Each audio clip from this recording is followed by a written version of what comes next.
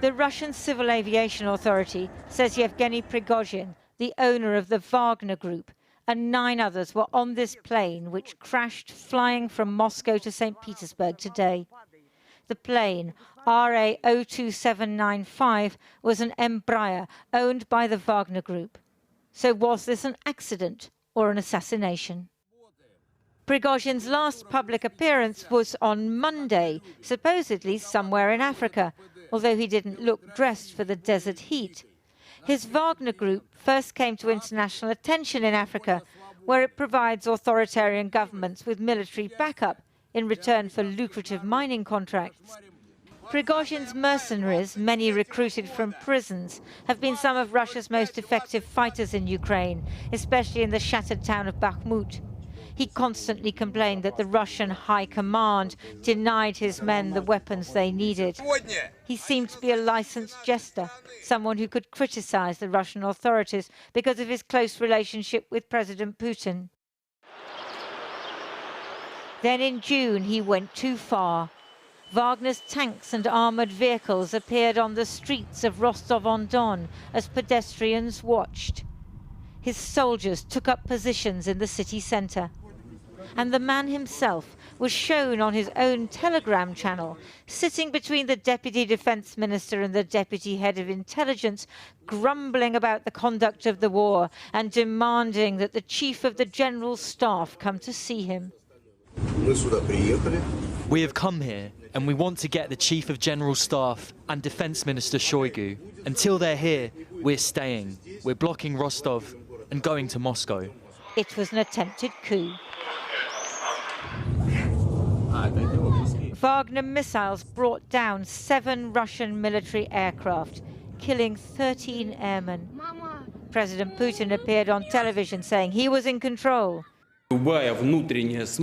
Any internal turmoil is a deadly threat to our statehood, to us as a nation. Prigozhin then backed down, but many believe that this was the moment that his fate was sealed. The following day, Prigozhin was mobbed as he drove out of Rostov-on-Don, supposedly heading for a comfortable retirement in Belarus. But he had crossed the line. He was no longer useful, but a challenge to President Putin.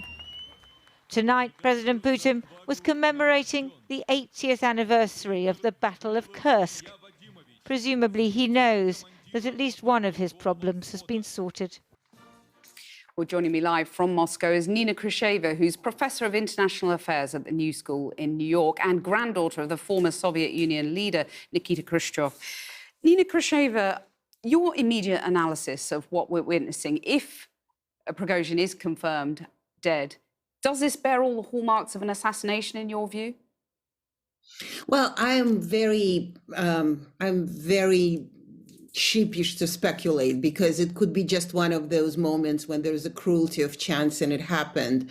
But as your reporter said, the report said he was a dead man walking because that's how Putin deals with his enemies. I quite disagree that Prigozhin became a problem for Putin because I think it was resolved since if you go after the Tsar, if you go after the king needs to die, but the king didn't die. So Prigozhin really lost his power, lost his media empire, had to kind of go away, and on Monday was heard from Africa, although we don't know whether he was there or not. But it certainly creates a bit of a headache for Putin, because if they did want to assassinate him, or if he did want to eliminate him, there should have been better ways. I mean, there's no better ways to assassinate anybody, but somewhere in the quiet of one African country, something. So this is just way too dramatic. And also what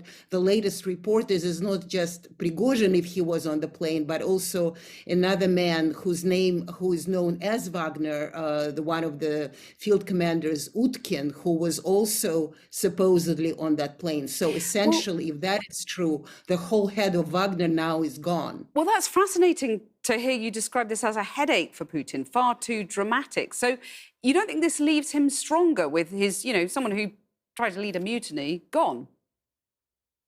Well, of course, but Prigozhin was already not a threat. He wasn't an issue. They eliminated the issue. Prigozhin, in fact, stopped even being part of the kind of Russian radar, but now he's back there again. And if he's assassinated, and if that is, I don't know, I probably won't be proven, but certainly if the more rumors speculate and they would be kind of believable rumors, then they would be a lot of other Wagner aficionados who would then treat Prigozhin's death and Wagner's death, Utkin's death, as the death of a martyr. So that actually may create more of a problem for Putin rather than less, because it would be much easier to let Prigozhin go into the sunset somewhere in Africa and became completely irrelevant in Russia. So potentially more instability in Russia now as a result. Where does that leave their campaign in Ukraine? Well, Prigozhin was really, two months ago, he extracted himself out of that campaign. That campaign is no longer related to him, even is no longer related to Wagner, because we now see reports how much we can trust them, we don't know, but they're apparently in Belarus now. So it's not even Wagner's who are fighting in Ukraine. So that, I don't think that is necessarily connected. But what is important, and you just said that, there is more instability for Russia. So, something else happens every day. So Prigozhin's story didn't die on June 24th. Prigozhin's story, I don't think, is dead today, 2 months later. I think it will continue one way or another.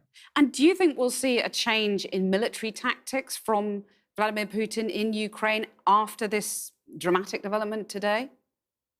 And As also, I said, a new general sacked as well, General Surovikin.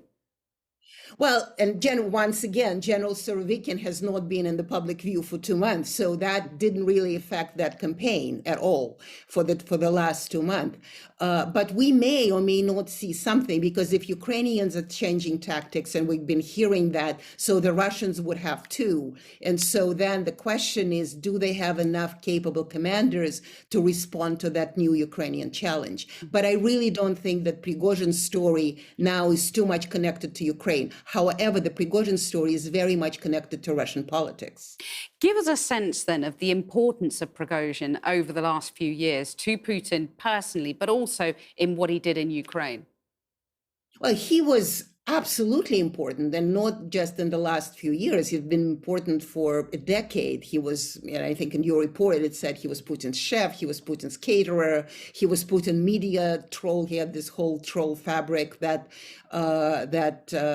interfered here and there, kind of creating the propaganda message of Russia, but not an official message. So he was very useful as a shadow cardinal of all this kind of Kremlin actions when it didn't want to be seen up front. So he was important, and he actually made millions on Putin in St. Petersburg from time immemorial, essentially. So that's why Putin took it so hard. He was absolutely indispensable, but we also know in politics, there is no such thing. There is really no such thing as an indispensable person. Once the person stops being useful, then the person disappears. And Prigozhin really killed his own career by studying a mutiny and not concluding it, which he actually, apparently, as we were told, he was never really going to unseat Putin, but only in his delusional mind of thinking he's that important to Putin, he would think that Shoigu, the Minister of Defense,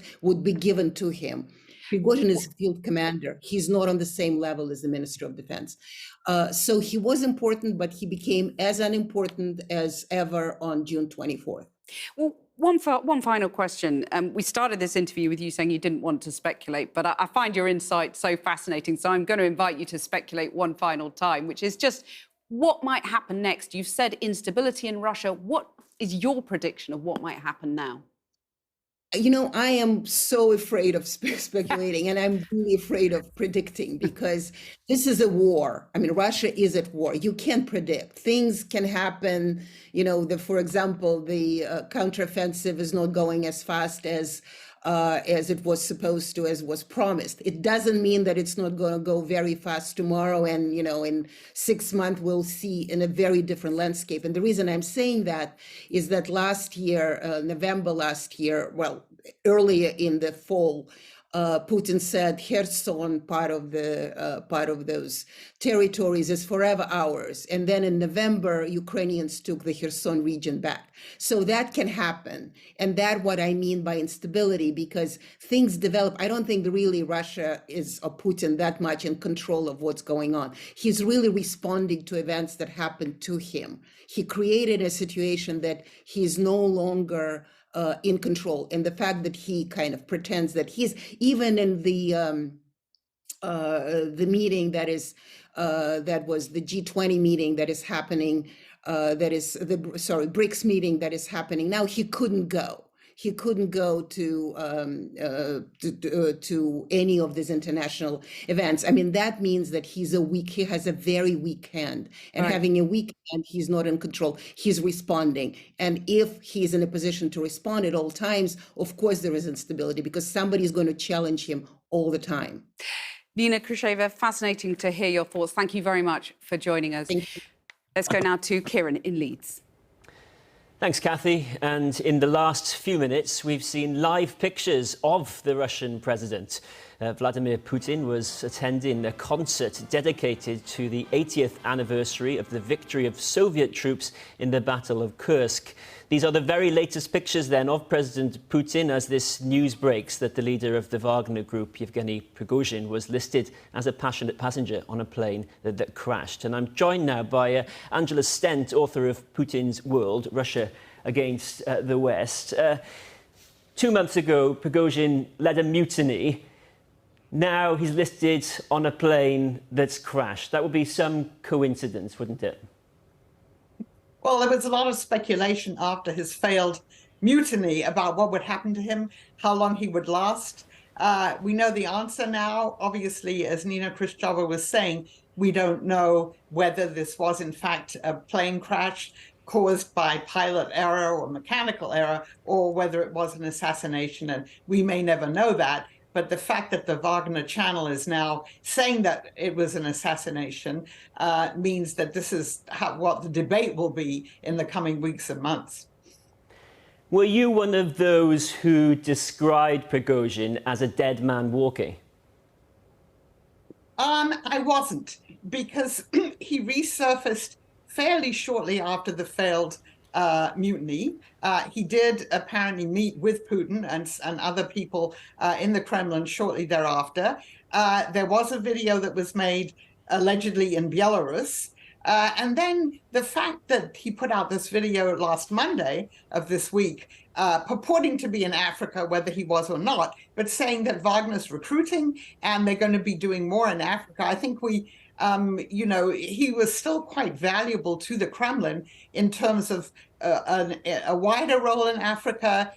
He was already praising the coup in Niger and saying that, Russia was going to go in there. All the lucrative deals that he had that you've already mentioned on this program, the Kremlin was benefiting from them. So I was not sure that he was a dead man walking. If this is an assassination, though, there will be people within the elites in Russia who are not at all surprised. No, of course not. Because, he dared to challenge Putin. He dared to tell his followers on his Telegram channel why were their sons and brothers dying in Ukraine, whereas the children of the elite were all sitting on the beaches in the Côte d'Azur and enjoying themselves. So he had a populist message that was a real challenge to the Kremlin. And of course, the Wagner troops got within, I think, 200 kilometers of Moscow on that June the 24th day, which raises all kinds of questions about how they were able to do it. And those Wagner troops, they were willing to march with Prigozhin on Moscow.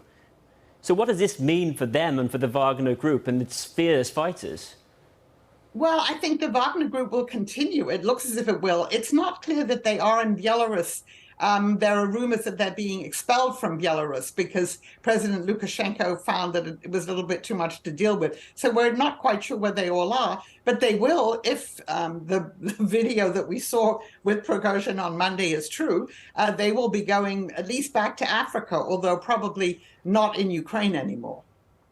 What's the rest of the world to make of this? And you've got a BRICS summit ongoing at the moment in South Africa that Vladimir Putin addressed by video. These people are supposedly his allies. How would you trust Vladimir Putin if this is indeed an assassination? Right. Well, so I think, you know, his allies and partners there really scratched their head when the mutiny occurred. They saw how Putin sort of panicked at the beginning of it, gave this short video address on television, and then disappeared for the rest of the day. So there clearly are questions about who's in charge, who's in control, and how stable the situation is.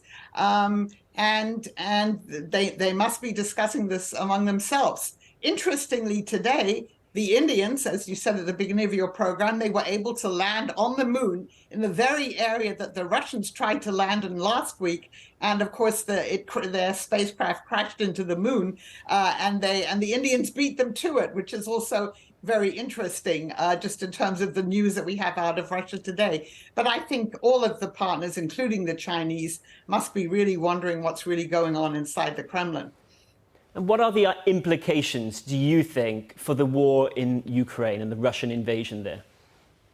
I'm not sure that the end of Prigozhin will have much of an impact, because his troops he was already complaining about how bad the conditions were, even though his troops did most of the fighting around the Bakhmut area. So I don't think it's going to affect Russia's war in Ukraine, his death.